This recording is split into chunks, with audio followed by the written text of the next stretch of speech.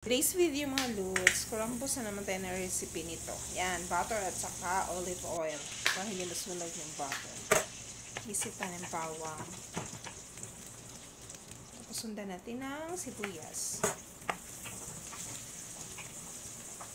Pag-isahin lang yun sila. Tapos lagayin natin yung carrots, green peas. Pinagsabay ko.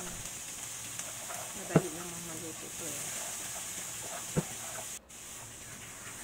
Tapos yan, paghaluin lang natin sila. Tapos lagyan natin konting tubig para kumulo, maluto yung dalawa. Tapos takpan. Yan, kumulo na sila. Napagkuluan na, lagyan natin yung broccoli.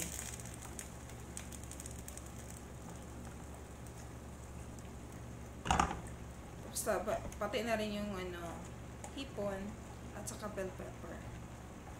Sagitang luto lang kasi pag matagal na rin itong hipon hindi na siya crunchy. Yan, lagyan natin ng seasoning granules, paminta. Simpleng luto lang.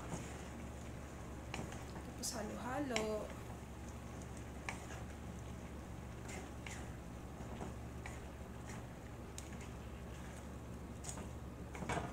Kuluan natin konti. Tapos yan, tikman.